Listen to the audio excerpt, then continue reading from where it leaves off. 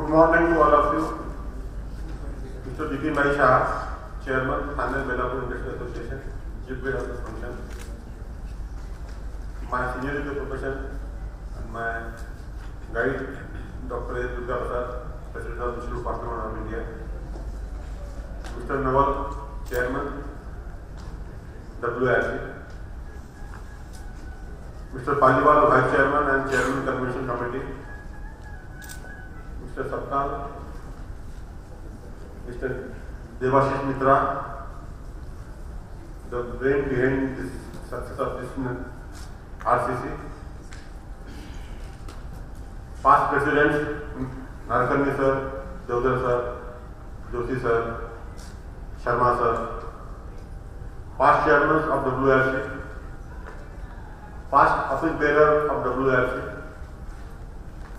WIRC council members, WIRC office bearer, many committee members of the Navi Mumbai chapter and CMA friends. It is my pleasure to be here with all of us, with you, because this is our Western India first conference. Sir, cost audit is no doubt our core area of profession, but vast opportunities are available to CMA profession. Now we have to take into lead of the taxation. Mr. Naval already pointed out that in indirect taxation, and we are going ahead. So it is my aim to have a change in the syllabus, and we are going to make the changes in the syllabus in 2015. So our syllabus will be now more focused on the taxation. In that direction, we will take the guidance from the regulator, particularly excise department, income tax department, so that our role more can be on the side toward taxation in addition to our main core area of costing. Also, I want to give my view that technology upgradation is a change of the day, and any improvement is always welcome. Now we have given the email ID to the members. Now further upgradation will be there, and more automation will be there, and we will try to take out the manual work day by day.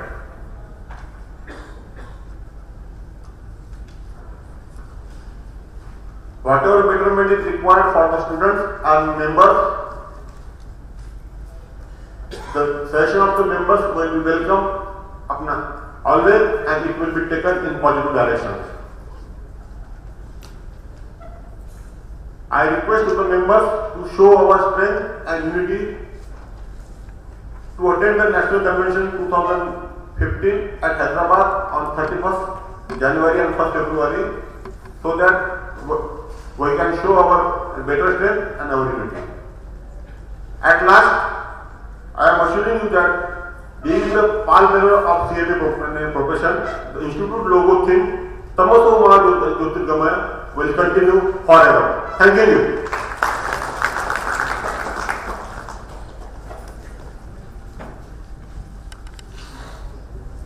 Thank you, Bhatter sir, for your very inspiring speech. And I now request the President of the Institute, Dr. A. Durga Prasad, to give his address, which we are all eagerly waiting to hear.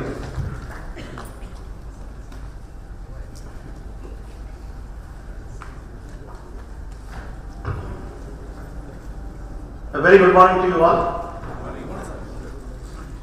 Sri Bipin Shah, President of Thane Belapur Industry Association and Industrialist himself, the chief guest of the day. Mr. Naval, Chairman WIRC, Mr. Bhatter, Vice President, my colleagues in the council, Mr. D.R. Paliwal, Vice Chairman, Mr. Saptal, Chairman of Navi Mumbai Chapter, Mr. Devashish Mitra, past presidents led by Mr. Narkani, Mr. Deodhar, Mr. Dhananjay Joshi, Mr. B.M. Sharma, past chairman of WRC and current members of the WRC, chairman and representative from different chapters from WRC, panelists who have come here to share their views in the technical sessions, and the most revered Mr. Date, and I have the honor of honoring him this morning. Delegates, ladies and gentlemen, for me it's homecoming. I'm not sure how many of you know, but I took my membership from WRC in the year 1986. I was here for about 2 or 3 years. I started my practicing journey in Bombay, and I used to live very closely here in Santa Cruz. I was shifted to Kalyan, but somehow I made a decision to go back to my hometown, and then I shifted back to Hyderabad, but Bombay always has been my second home. A lot of communication, ecolots, brickbats around on what is happening to our profession. I do confess that we have and we went through a lot of challenging times. Every profession has to go through some challenging times, but unfortunately our profession, every 4 years this hiccup has been there. And fortunately and unfortunately, I was in the thick of it when I was in the vice president, and then I took over the challenge when I took over as the president. But I was also told by many seniors who are sitting here who laid down the office as presidents that whenever we had a hit back or went into the challenge, we always came back with double the vigor. And I do and firmly hope, with the help of my colleagues and all the past leaders who have led this institute into what we are today, that we are going to, the bounce has already started. Only thing is to what extent it has to go to the height is what we need to think of. Criticism has to be a part of life. I think we should not shy away. If we shy away and become complacent, then I think we will become dormant and we will be a frog in the well. I very firmly believe this. But undue criticism is what kills the enthusiasm of the people, especially when you have challenging times. Without getting into the details, I think it is now for all of us to work together and see that we bounce back at the vigor at which I am talking and be a part of that mission, Make in India.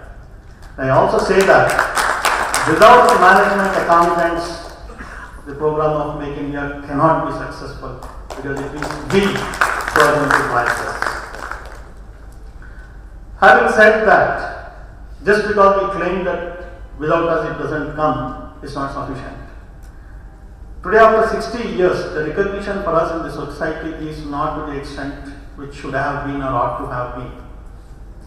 The reasons is partly we were more dependent on the government, and the day of the government had the wherewithal either to take us up or take us down, depending upon the whims and fancies of the people who man the seats. And I don't think we should crib about it. But at least instead of thinking of the past, why we could not do that, why not we look to a future where an opportunity in a platter has been given by the current government in the form of Make in India movement, and sail with them, support them through the management accounting tools with the knowledge that we have both from the institute as well as from the members, so that that most sort of and wanting recognition from the society comes to us. This is the need of the hour. We have to take care and take along the stakeholders with us. We have different stakeholders. One of the major stakeholders is the industry. And one reason we have setback every 4 years is not just because of the bosses sitting in the chair, but also the confidence levels of our main stakeholder, which is the industry. Every leader who has held the position as the president had done his bit in trying to get closer to the industry, but it just happened at the individual levels. And somewhere when the person has laid down his office and there has been a gap, because depending on the vision of the next person, and that gap has been widened. My appeal to you all, both people in service, members in service as well as in practice, that we have to get back the confidence of that industry for two reasons. Not only because they give us the business, but we are and we have to be a part of them if India has to succeed. And this success cannot come without a mutual partnership between us. I'm aware that the rules, whatever have come, a lot more has to come in. But a couple of initiatives which we have simultaneously done it. See, two major sectors have been introduced in the rules, which are also a major plan for the government as well as for the society. One is your health sector and two is the education sector. And there is no doubt that both the sectors are predominantly present in a different form than the corporates. Even though the Act has included that there are very few corporates today where our mechanism, which is unique to this country, is applicable. But that's not the end of the day, it is only a beginning. I reiterate that we are making every step to ensure that the other part of the constituents of these two most important services, which the government is also looking, are being in discussion. For example, for education, I have personally written a letter to the UGC chairman and also sought time from both UGC chairman and the ICTE to impress on them that this mechanism which has been introduced by the Ministry of Corporate Affairs for the corporate sector has to be introduced for the trusts which do not form part of the corporate sectors.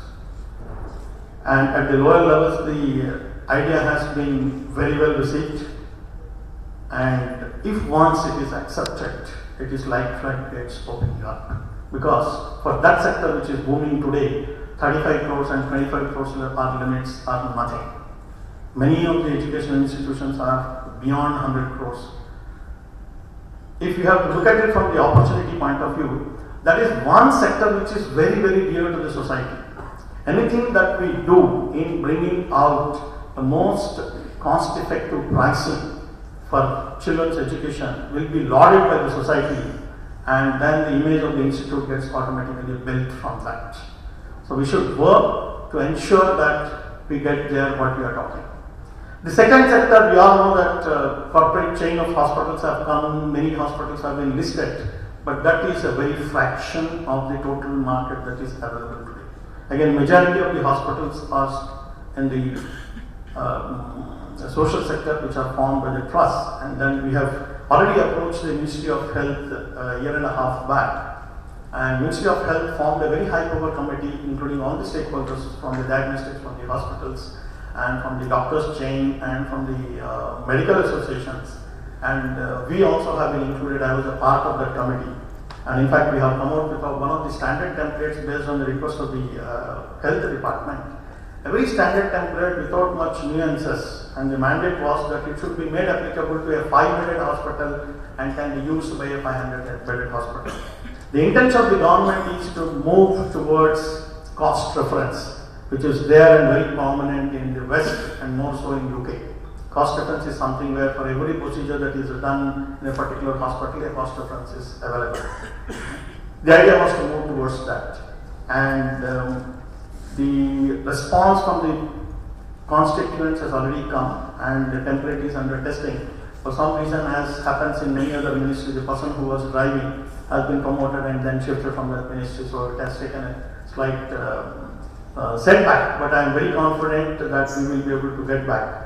In order to get closer and also to see that this initiative doesn't die, we have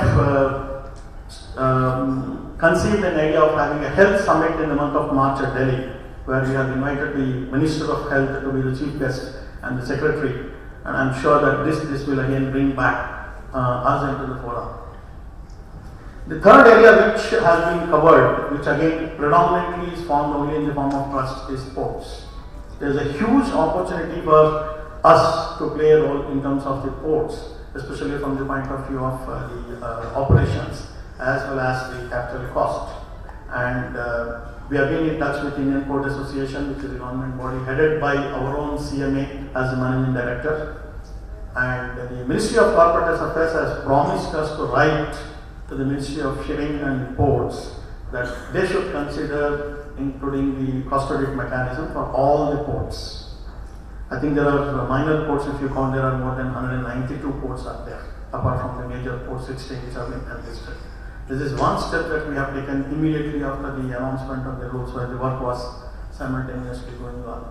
Friends, I would like to reiterate that whatever is being said that something is lost or gained, let's look at it like this. We were ground zero on 30th June. Ground zero on 30th June with virtually everything wiped out. Who was responsible, whatever is the case. So from there is a world phase. There has been a turnaround with the help of the expert committee. They did their bit, and government went on record that they will implement the expert committee. So I very firmly hope what has come is only a first step and the beginning of what this has been. And then let's hope that the report would be implemented over a period of next couple of months in total. Belief is the most important thing when you are in grief. If we don't believe in ourselves, then nobody else will come to our rescue. Self-pitying is something that as professionals we have to do the last. Criticizing ourselves within the four walls is good for us, but when it crosses these four walls, it is very harmful to the profession. I think that we should not allow it to happen. End of the day, we all are cost and management accountants. Like our 5 fingers are not equal, 5 people, we will not think alike. If I think alike, somebody else may think in a different fashion.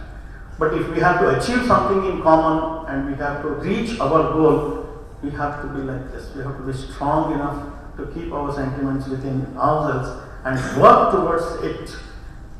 Discussions and debate are healthy.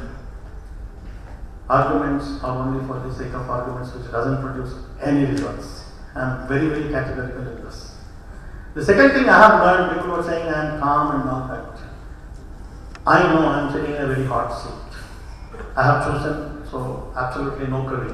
I have chosen to sit in that seat. I cannot quit that, and being targeted, whatever it is. But I very firmly believe that if you have to succeed when you are in a hard situation, the best way is to be silent.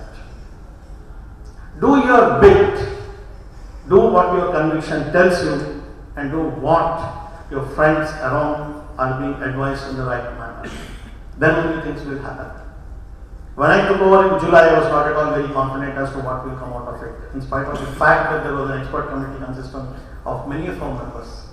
But it is the good wishes from all of you, for which I will be ever grateful and thankful to the fraternity of CMAs, that brought this first result.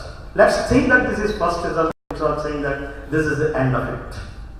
Let's be more optimistic to see that we come back to the place where we are. And I very strongly believe that being humble, we don't lose anything. Humbleness is what brings you closer to the team.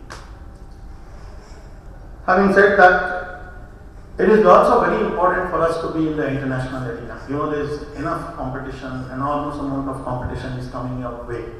And with the new institutes coming in, if we have to get our place rightly, which we have today, we also have to successfully maintain those international relations, and then we have been striving very, very hard to get that there. One major achievement which will be, if we sign off during the National Convention, would be a very new MOU with CIMA, wherein we have to appear, whether he is from 2008 syllabus or prior to 2008 syllabus or 2012 syllabus, they have to appear only for one paper to get both CIMA membership as well as CGMA. Which according to me is a great thing is once we sign up, because there is only one other institute which has got this, that is AICPA US. And if we get this, then our members, whoever is abroad, they also will have few members who all these countries enter because of the points. So what's wrong? If we are able to help even 100 members of ours by virtue of a particular MOU, I don't think we should quit that we have gone and signed with a smaller institute. It's a question of not small or big. It's a question of strategy of being present in that particular country with us.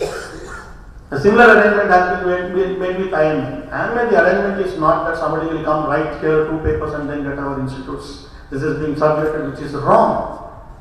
Only those people who have got this qualification within